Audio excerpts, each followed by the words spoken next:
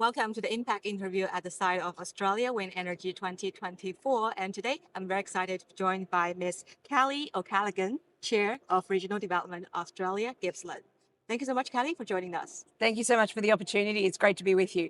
Yeah, so for those who may not be very familiar with Regional Development Gippsland, Australia, can you briefly introduce a bit more about yourself, your professional background, and the role of RDAG?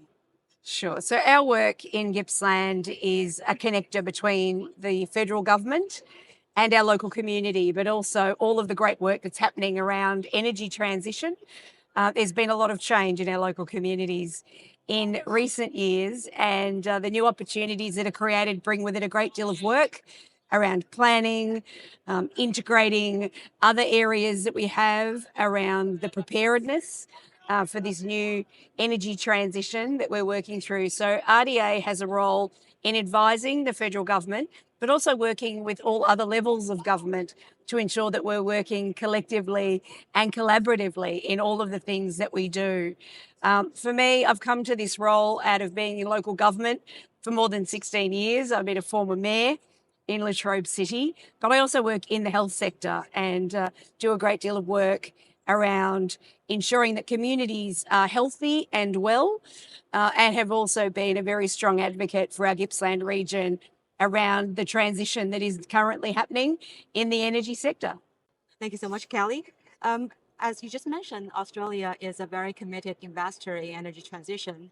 And as we move towards net zero, how is Gippsland gearing up to leverage the economic benefits of renewable energy projects such as wind?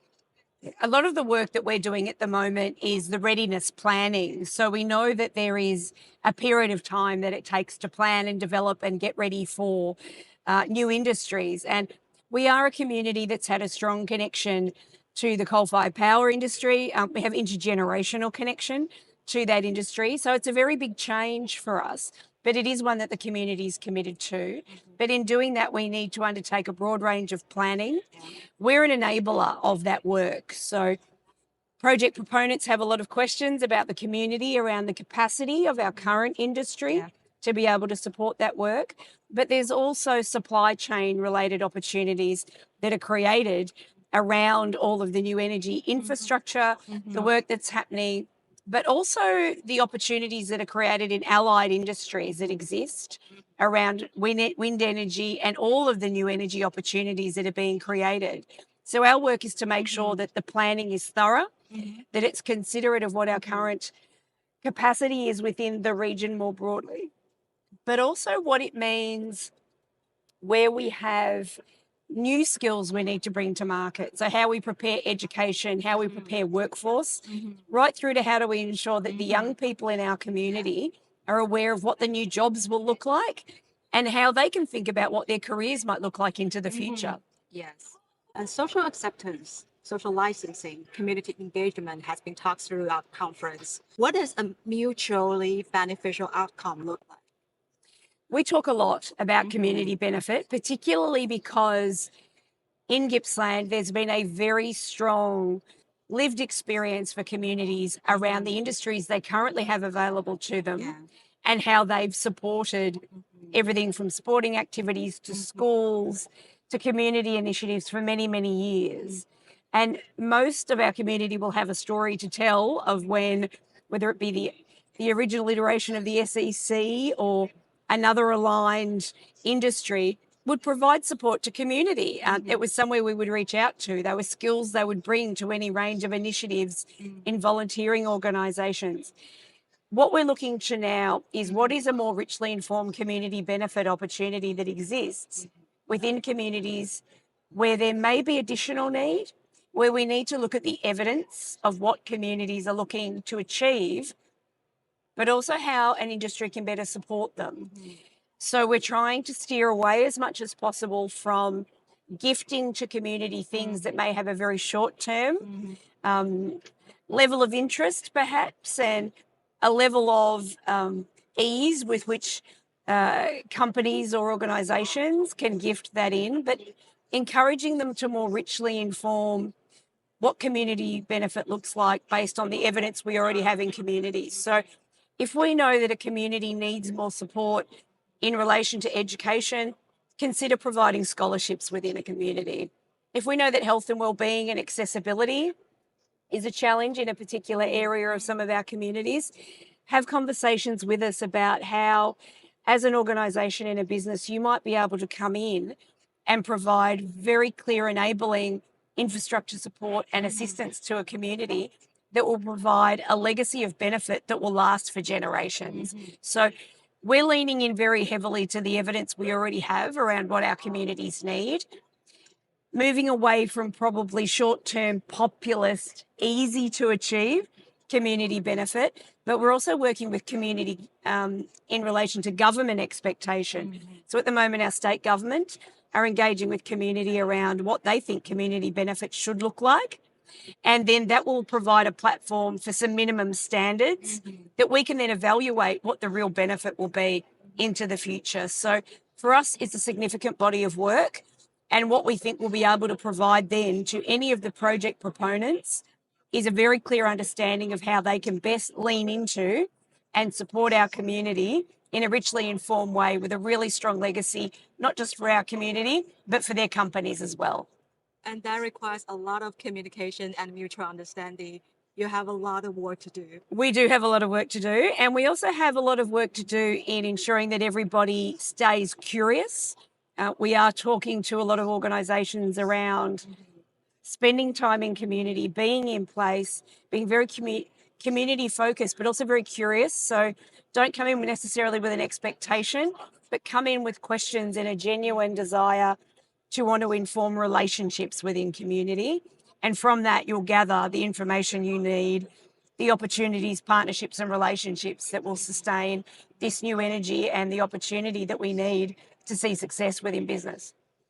But community engagement sometimes can go off track.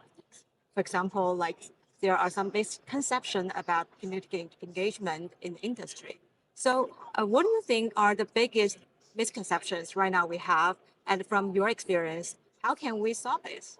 One of the challenges we do find, and it came about quite a lot post Hazelwood closure for the first station that closed, and that's the misconception that communication is engagement. Providing information into a community is useful, but being able to successfully gather back, understand, and inform some really solid qualitative data and storytelling and narrative around community sentiment, community need, and the practically applied ways of using that information is actually quite a skill. We do find often that individuals or companies will come in to engage with community and not understand that this is a community that's been fundamentally engaged in community engagement for many, many years. So there is a level of fatigue. So you have to approach it differently.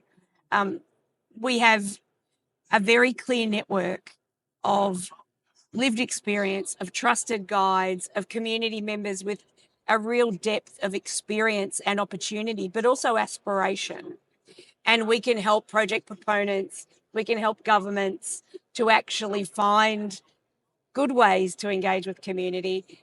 We're long past the days of big town hall meetings. They're not conducive to having respectful and thoughtful conversations. Sometimes the engagement needs to be more nuanced. It needs to be, in a lot of ways, more gentle. It takes time, but it does bring with it some significant rewards and benefits, but also a level of mutual understanding. And what we do know is when it's done well, the benefits exceed everyone's expectations. When it isn't done well, the risk that we find is it makes it even more difficult for any future engagements to take place. So it only takes one engagement to go wrong to then have other people feeling very uncertain about wanting to participate into the future. So we just encourage everyone to work collectively. If you're doing engagement and others are doing engagement on a same level of whether it be a topic or area of interest, do it together, work collectively, reach out to everything from local government, community organisations, the trusted leaders that are already there, and ask them for their advice and their opinions on how to do that work well. Yeah, we have to listen. That's right. If we do have the pleasure to have you join us next year, what changes or progress do you anticipate most? I think what we'll see between now and when we get to meet again, because I look forward to seeing you again next year, is that we will see much more progress in planning. We will see a much more clearly defined level of engagement in communities. We will start to see conversations around the specificity of the projects, whether that be design, whether it be implications of infrastructure. We will see a much more rapid escalation of workforce preparedness. We'll be talking about everything from worker accommodation, social supports for communities, but we'll also see, I think, a great depth of richness around the report back on how we've collaborated and how we can continue to do that work into the future. I think we'll also know that as state and federal governments work more closely on the work as we bring this to market, that there'll be much clearer guides around minimum standards, around requirements. And I think what we'll be able to be talking about even more next year is how we can help project proponents and companies to be best prepared to meet their expectations, both in terms of development of their projects, delivery of their business, but also in relation to regulation. We've started to see a little bit of regulation conversation over the last few days, but I think that will escalate as companies turn their minds into how do they do this well, and then how are they going to measure the requirements and obligations that they also have back to government and community, and we're looking forward to supporting them in their work in relation to that. And we're looking forward to welcoming more people into our communities to be involved in this fantastic new industry opportunity.